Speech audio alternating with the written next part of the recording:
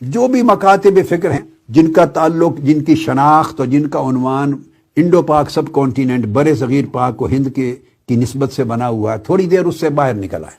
اگر آپ بریلوی ہیں تو بریلویت کو تھوڑے دوسرے کمرے میں رکھ دیں، ذرا اپنے پاس سے ہٹا دیں۔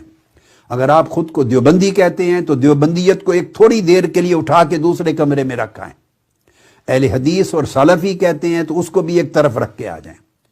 سنیت، شیعیت، یہ جو عنوانات ہیں جتنے تفرقہ کے، مسالک کے، ان کو تھوڑی دیر ایک طرف کر دیں، اس حصار سے نکل آئیں اور نکل کے اپنے ذہن کو ان حصاروں سے نکال کے تھوڑی دیر میری گفتگو سنیں اور فوکس کریں میں کیا کہنا چاہتا ہوں۔ بعد میں آپ کا اپنا سامان ہے، آپ کا اپنی دولت ہے، جا کے پھر اٹھا لیں، میں اس سے نہیں روکتا آپ کو، مگر میری اس گفتگو کو سمجھنے کے لیے تھوڑی دیر اس حصار سے باہر نکل آئیں۔ اور یہ کیوں کہہ رہا ہوں؟ یہ اس لیے کہہ رہا ہوں کہ ہمارے برصغیر پاک و ہند میں یہ بریلوی، دیوبندی، اہل حدیث، سلفی، سنی، شیعہ، اس تقسیم نے بہت نقصان پہنچایا ہے۔ اس لیے نقصان پہنچایا ہے کہ جو مسلک ہیں وہ مسلک نہیں رہے، اپنے درجے سے بڑھا کر انہیں دین و مذہب بنا دیا گیا۔ اب اس میں اختلاف رائے، تعبیر و تشریح کا اختلاف نہیں رہا، بلکہ تضاد، مخالفت، تصادم تک چلا گئی، اور ایک دوسرے کو اسلام کے دائرے سے خارج کرنا یا دل سے خارج سمجھنا، اس میں تقسیم ہو گیا۔ اور نقصان کیا ہوا ہے کہ یہ ساری امت مسلمہ ہیں، یہ مسلمان ہیں، ان سب کا حضور علیہ الصلوۃ والسلام کے ساتھ ایک تعلق ہے، نسبت ہے، ربط ہے۔ وہ جو آقا علیہ السلام کے ساتھ تعلق ہے اس کی کئی جہتیں ہیں، کئی جہتیں، وہ ساری جہتیں ملیں تو رسول پاک صلی اللہ علیہ وآلہ وسلم کے ساتھ امت کی کا تعلق کامل ہوتا ہے۔ اس میں جہت محبت بھی ہے، اس میں جہت ادب اور تعظیم کی بھی ہے، دو، اس میں طاعت اور متابعت کی بھی جہت ہے۔ اب طاعت اور متابعت کے لیے حدیث و سنت و سیرت آ جاتی ہے، اس کی بھی جہت ہے۔ پھر ساتھ اس میں فکر آخرت ہے، دعوت حضور کے دین کی نصرت اور دعوت اور تبلیغ دین کی بھی جہت ہے۔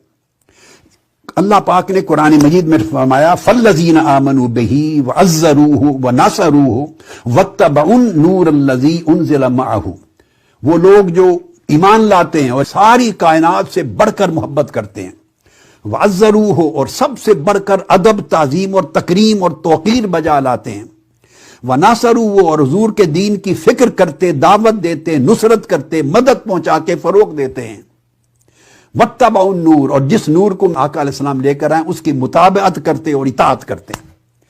قرآن مجید نے یہ تمام جہتوں کو جمع کر کے اس کو تعلق قرار دیا کہ یہ رسول پاک صلی اللہ علیہ وسلم کی امت ہیں، یہ ان کے سچے فالوور ہیں۔ تفرقہ سے، فرقہ بندی سے نقصان کیا ہوا کہ یہ ساری جہتیں دراصل ایک ہی تعلق کے حصے تھے، جز تھے۔ جب مسلک، مذہب اور دین کی درجے پر چلے گئے تو کسی نے محبت اور ادب اور تعظیم کی جہت کو قابو کر لیا اور باقی جہت میں رفتہ رفتہ کمزور ہو گئے۔ کسی نے اطاعت اور متابعت کی جہت پر فوکس کر لیا، باقی جہتیں کمزور ہو گئیں۔ کسی نے حدیث اور سنت پہ فوکس کر لیا، باقی جہتوں پر توجہ نہ رہی۔ کس نے فکر آخرت اور دعوت اور تبلیغ پہ توجہ کر لیا، نصرت پر، نصرت دین، باقی جہتیں نہ رہیں۔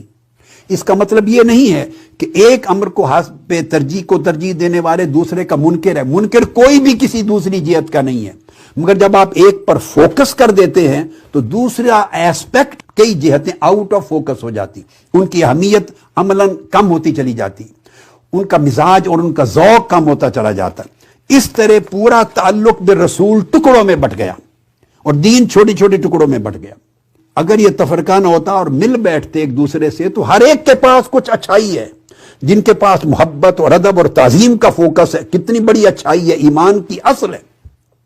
جس کے پاس اطاعت اور متابعت کا فوکس ہے، کتنی بڑی بات، ایمان کا کمال ہے۔ جس کے پاس فکر آخرت ہے، دین کی دعوت ہے، نصرت ہے، یہ آقا علیہ السلام کے پورے مشن کا حصہ ہے۔ جس کے پاس سنت اور حدیث کا فوکس ہے، وہ آقا علیہ السلام کی تعلیم کا ذخیرہ ہے۔ فوکس جدا جدا ہو گئے تو ہر کوئی ڈی فوکس ہو گیا۔ اگر مل بیٹھتے تو ہر کوئی ایک دوسرے سے کچھ خیر لیتا اور کچھ اپنی کمی کو دوسرے سے سیکھ کے کم کرتا، اور یہ والا دوسرے سے کچھ خیر لے کے اپنی کمی کو کم کرتا، ہر کوئی ایک دوسرے سے انٹریکشن کے نتیجے میں لیتا۔